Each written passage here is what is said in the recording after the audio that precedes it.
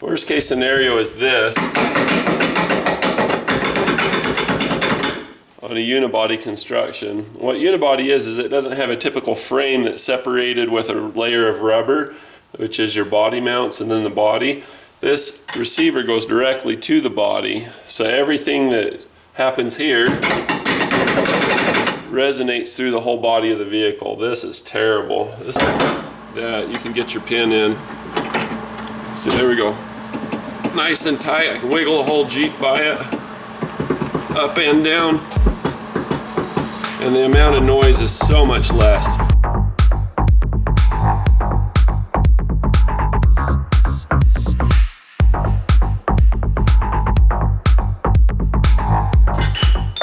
when you look at this, it can be mounted either way. It's hollow. It looks like it's solid, but it's really not. And so this acts like a drum. It's like a speaker box or something. And then this translates all that to the body of the vehicle. It's super loud. So we're going to fix this.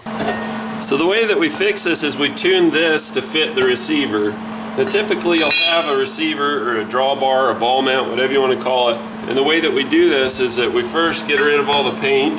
So make sure to wear your safety squints or safety glasses, whatever you got.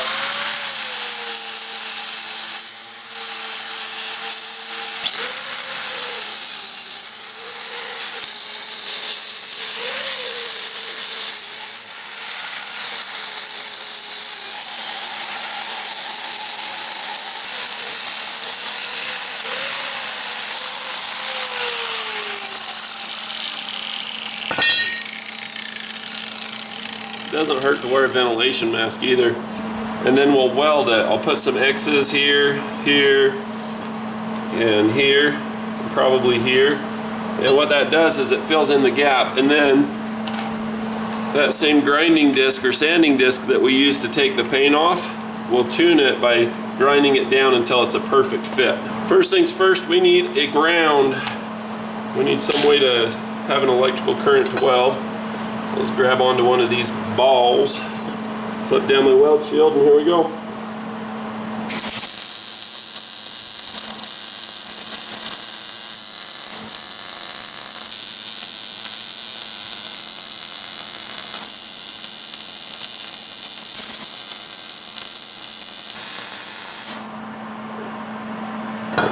Now you can do as pretty a job as you want to, that's fine with me. I'm not going for real pretty, I'm just going for filling space.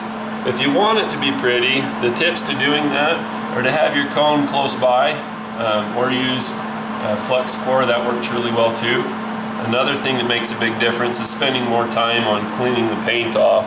I've got a lot of impurities, I'm not trying to go straight, I'm not really worried about it. But if you want to, you can make this look nice, just nobody's going to see it when it's in your receiver. What I'm doing is right out the gate, I'm just taking down any high spots and just trying to get it uniform, and then we'll go from there to get anything else. See, like there, you got a real high spot right here. I got one right here. In the middle where the X crosses is typically high, and then wherever you start or stop, sometimes that'll get high.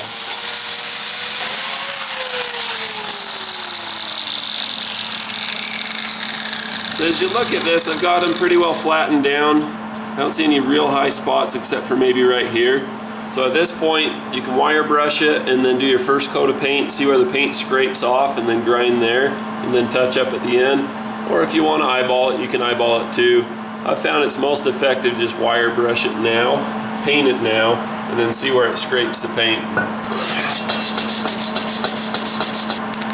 I'll be using gloss black Duplicolor engine enamel paint. It works really well on a hot surface like this. It's like a primer and a paint in one. I've had really good experience with it. I'm addicted to this stuff. So find yourself a nice place to paint where you're out of harm's way. Watch which way the wind's blowing. This stuff does carry pretty far. Just go through and just start at the beginning, let off at the end. Lots of thin coats is better than one big thick heavy coat. You see this is bubbling and boiling a little bit. If you want better results than this, you just need to wait for it to cool a little bit. I'm going to go over this again. You may want to hold off on painting it if you're not sure if your welds are high enough. I've done enough of these to where I'm pretty sure. The only place I really failed I might come up short is down here. These got ground down too flat, so I might get a little side to side wobble there. The rest of them I think look pretty good. Stick it in and see where we're at. So immediately I can see that one's too high. So I'll grind it down.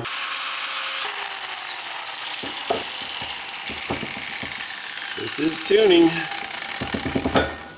Tune it, test it, tune it, test it.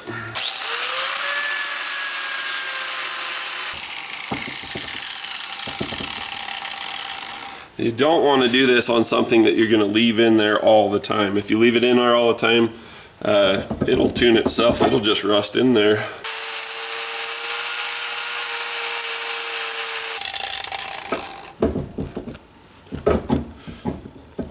It's really getting snug.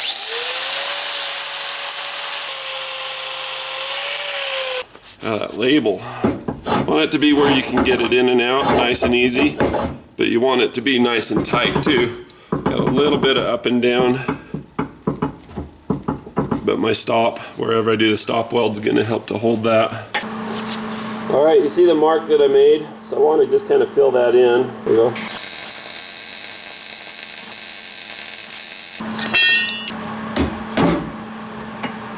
So I'm a little bit too tight here. Need to run a little bit more weld in the middle there. So this is our final product. We slide in and out nice and easy. As this cools down, it contracts a little bit from all the welding and grinding, and it actually gets a little bit easier. You want to make sure that you paint it so that you don't rust in, and then you also want to make sure that you can get your pin in. So there we go. Nice and tight. I can wiggle the whole Jeep by it, up and down. And the amount of noise is so much less. Here's before, having my whole unit. Here's after. So here's the final product. This thing's tuned. I just shove it right into where the weld is. It stops where it needs to stop. My pin will go straight in. It's nice and snug. Much, much better. I do hope you enjoyed this video on how to tune your hitch to get it to not rattle. Doing little things like this just gives you so much satisfaction. I mean, even if you're to take this into a welder, have them put some X's on it, maybe you've got the grinder, maybe you're going to pick one up from the show more.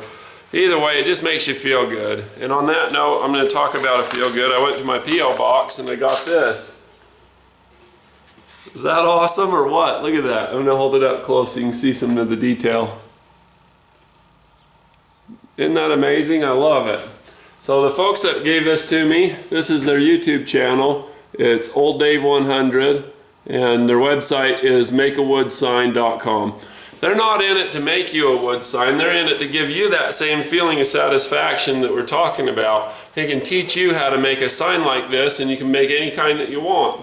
They did this for me and sent it to me in exchange for me just giving a little plug for them. And I'm all about empowerment. I love teaching people to do something new. Teach a man to fish, right? Feed him for a lifetime, that sort of thing. I don't know what you're thinking as far as what kind of sign you'd like to have, but there's all kinds of cool stuff. You could do a sign out in your front of your yard. You could do a sign for your business. You could do one for your room. You could do one for your bathroom, just a neat little saying or whatever. They freehand these. These are not CNCs. You don't have to have a computer navigation cutter in order to do this. You can just do it freehand, and they teach you how. The Old Dave 100 is the username. I'm going to put some links in the description below so you'll be able to find these no problem.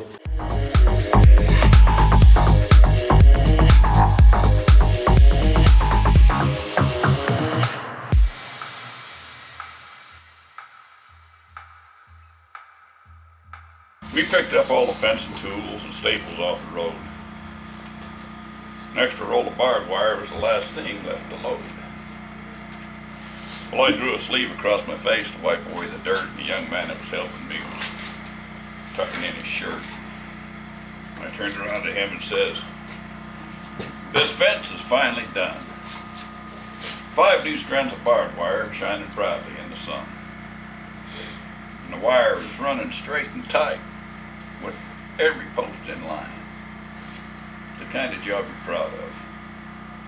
One that stands the test of time." Well, that young man was not impressed at all. He just stared off into space. Reminded me of years ago in another time and place when I called myself a cowboy and I was full of fucking ball. I didn't think my hands would fit post augers or a maul. But they sent me out with Shorty and the ranch fence building crew. Well, I was quite insulted. And before the day was through, I let him know that I'm a cowboy. This ain't what I do. I ain't no dadgum nester. I hired out to buckaroo. Shorty says, we'll talk about that, son, when we get in tonight. Right now, you pick them augers up. It's either that or fight. Boy, I was digging post holes faster than a Georgia mole. But if a rock got in my way, I just simply moved the hole. So when the cowboys set the post, the line went in and out. I know Shorty's face got fiery red, and I could hear him shout, nobody but a fool would build a fence that isn't straight. And I got no use for someone who ain't pulling his own weight. Boy, I thought for sure he'd hit me. Glad he didn't have a gun. I turned around to find a place where I could duck and run. But old Shorty, he walked up to me and just as calm as he could be, he says, son, I need to talk to you. Let's find ourselves a tree. Well, he rolled a bowl darn cigarette as we sat on the ground, and he took himself a puff or two, and he slowly looked around, and he says, you know, I never been much for schooling. Didn't get too far with that. There's a lot of learning getting underneath this hat. And I got it all the hard way. Every bump and bruise and fall. And while some of it were easy, son, most weren't fun at all. But one thing that I've always got from every job that I've done is do the best you can each day and try to make it fun. Yeah, you call yourself a cowboy and you think you've got the stuff. You told him that you was a darn good hand and now the boss has called your bluff. Now how's that gonna make you look when he comes riding through? And he asked me, who dug them holes? And I say it was you. And we could let it go like this and take the easy route, but doing things the easy way ain't what it's all about. Because the boss expects a job well done from every man he's hired. He'll let you slide by once or twice, then one day you'll get fired. And if you ain't proud of what you do, you won't amount to much. You'll bounce around from job to job, just slightly out of touch. So come morning, let's redig them holes and get that fence in line. And you and I will save 2 jobs, those being yours and mine. And then one day you'll come riding through and you'll look across this land and you'll see a fence that's laid out straight.